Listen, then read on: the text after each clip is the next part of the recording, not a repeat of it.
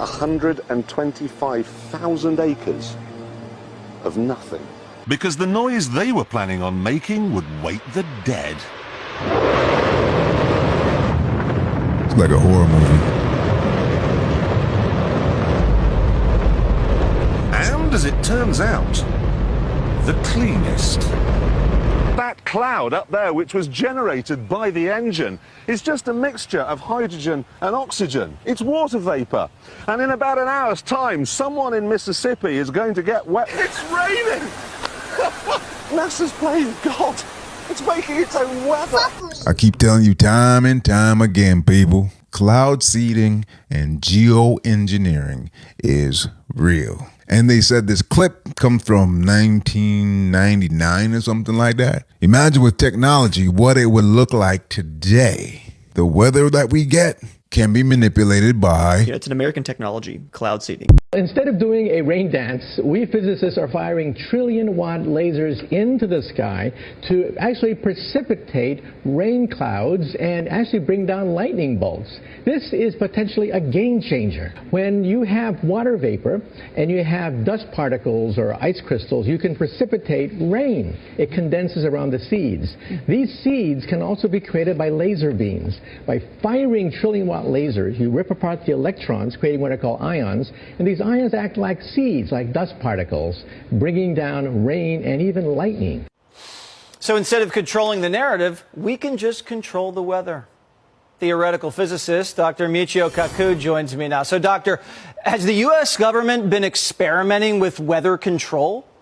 Believe it or not, the answer is yes. People don't realize that, well, as Mark Twain said, everyone complains about the weather, but no one ever does anything about it. Well, the government takes exception to that. Recognize Mr. Cloud from Texas for 5 minutes of questioning.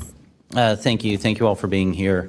I think most people, back home tuning into this would first of all be shocked to find out that maybe some of the suspicions, like weather modification is one of those things that's like not really been talked about, and people are like, is it happening? Is it not? I don't know. I see things online, and then come to find out like, okay, this has really been happening for decades.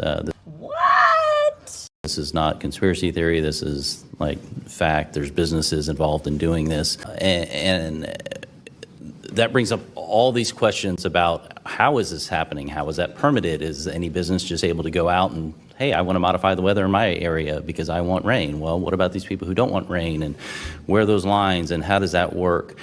During the Vietnam War, there was something called Operation Popeye, a top secret program to seed the clouds over Vietnam during the monsoon season to wash the Viet Cong out.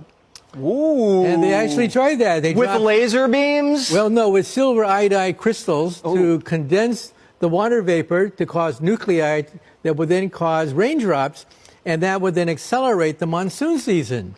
Okay? So are they doing this today, the U.S. government? Well, it turns out that 8 states in the United States practice some form of weather modification. For example, seeding the clouds with silver iodide. And the Chinese, famously at the Olympics in the year 2008, seeded the clouds in order to have it rain outside of the Olympics. So, weather modification, did it work? Apparently, yeah. And so is it just China and the United States trying to control the weather? No, many countries have some kind of weather modification program because the economy, trade, war, everything is dependent upon the weather, if you think about it, right? So can we make things less hot? Because it was a hot summer. Well, believe it or not, in Dubai, they actually have a laser system based on drones that go into the clouds and fire a laser beam, which, quote, electrifies the air. And these ions then form nuclei for raindrops. Oh. And it accelerates rain in the Middle East. They get 4 inches of rain per year in Dubai. All right. So we are thinking, preparing, and ensuring that Jamaica is as ready as we can be. Preparing for impact from Tropical Storm Melissa. You just heard from Jamaica's Minister of Labor and Social Security. Thanks for watching Weather Command. It's the final hour here. I'm Stephen Morgan. And I'm Britta Merwin in for Marissa Torres. Thanks for staying with us. It is Thursday, October 23rd. And we did just get the latest advisory in from the National Hurricane Center. And as we had noted, Tropical Storm Melissa, a little weaker, but don't be fooled by that, as While Scheer has won out for now, maybe winning this battle, overall going to lose the war. Winning this battle, overall going to lose the war.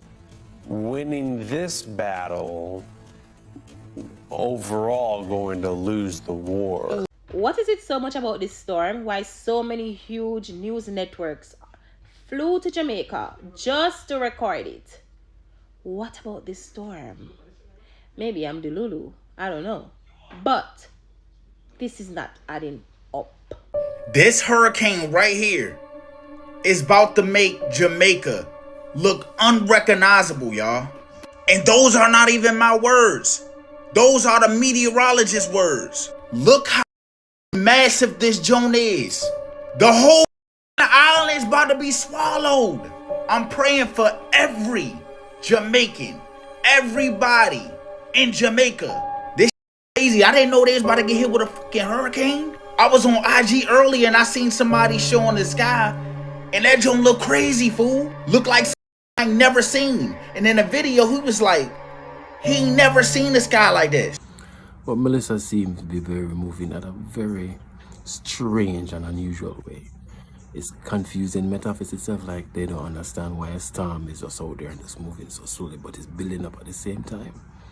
It's almost like it's a drag car just building up speed, ready, it's just waiting on that cue to just shut off. And I'm saying, I think Melissa is a man-made storm.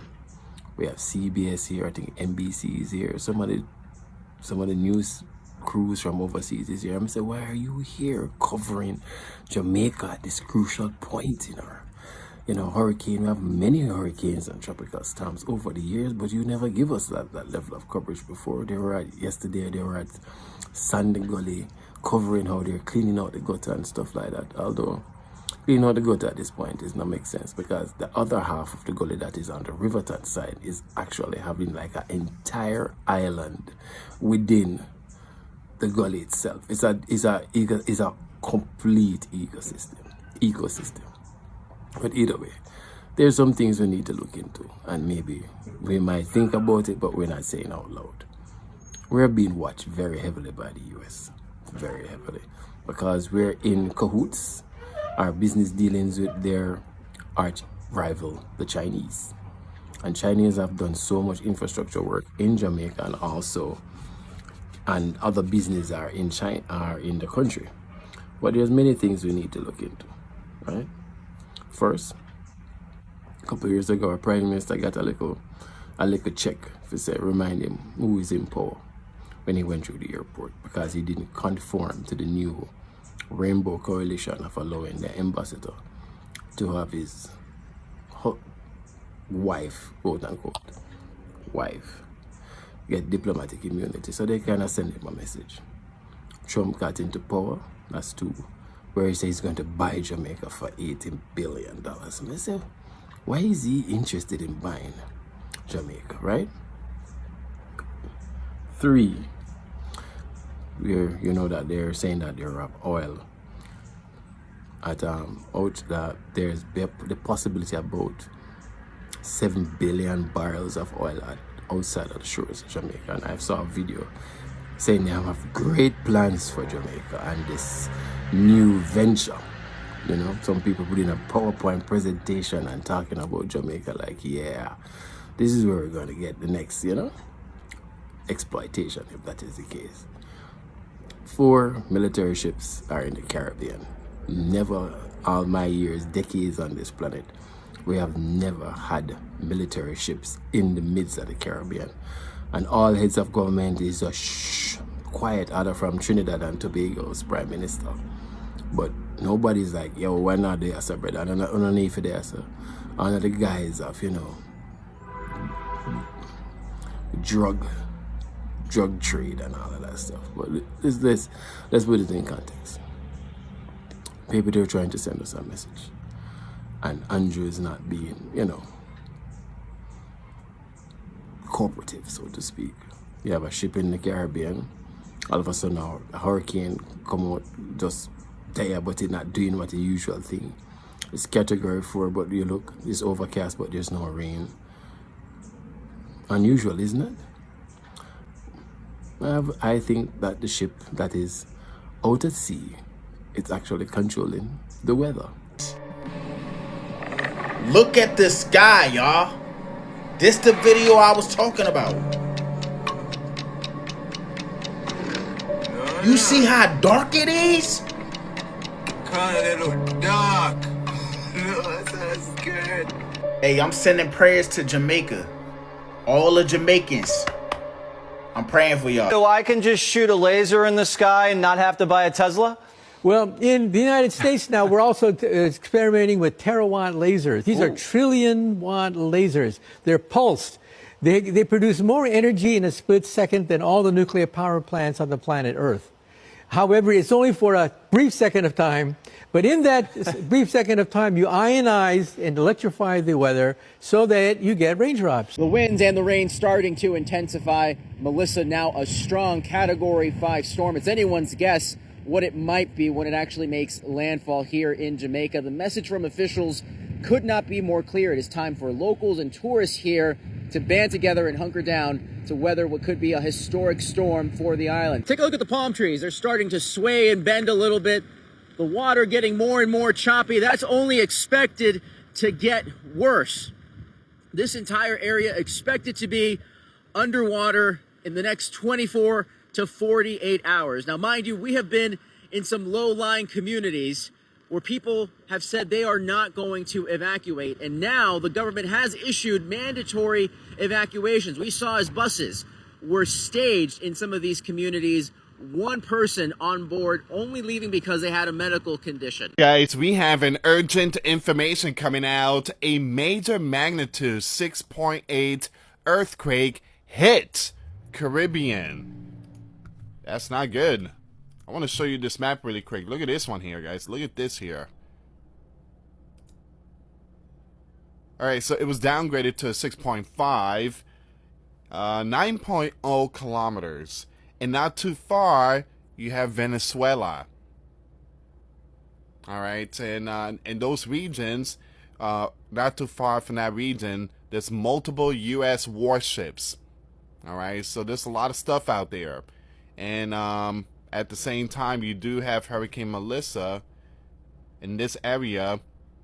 You have Venezuela in this area. All this area right here is filled with U.S. ships. The 6.8 happened in this territory. That's kind of strange. It was almost a 7.0, and then again, seeing huge magnitude like that in that region is pretty rare. Do you notice how the word rare keeps coming up in every clip that I'm showing? Rare, because of the fact that none of this is being orchestrated by natural means. None of it is being orchestrated by natural causes. It's being orchestrated by the powers that should not be. I can absolutely confirm about the warships because the warship was here in the U.S. Virgin Islands. I saw it with my own two eyes. See those here? Look, those are helo jets right there. Things that you use when you... Yeah, of course you're gonna see people on board. You got the aircrafts right there. And I didn't know there were 3 others, but I definitely saw one of the warships here at one of our ports. Now, we have not, by Yah's grace, had to experience any of the harsh weather here in the U.S. Virgin Islands that our West Indian brothers and sisters in the Leeward Islands in Jamaica are experiencing right now. But I'm asking you to please, please, please be in prayer for our brothers and sisters out there. I personally know people that because of the Trump administration and his immigration policies have had to leave U.S. territory to go back to Jamaica just a few months ago, and now they are literally in the eye of the storm. So I'm asking you all if you could do me a favor and come together and pray for our brothers and sisters in Jamaica, because this is really, really bad. This is extremely bad. And I don't know what else to say other than to call on the Most High for our people, because this is where we're at in this time period, in this position of world history where the governments have manipulated things so badly that we are going to see real loss of life. And I'm just asking that we would operate as a unit and as a family. Judah will remember who we are. We would rise up to the occasion and pray for our brothers and sisters. Family, this is not a time for play. This is a time for prayer. So do me a favor and let me know what you think in the comment section below. If you have family and friends that are in this area, in this vicinity, please drop their names below so we can pray for them as well, that they weather this incredible storm that is coming their way. Thank you so much for listening, and until next time, Yah bless and Salama.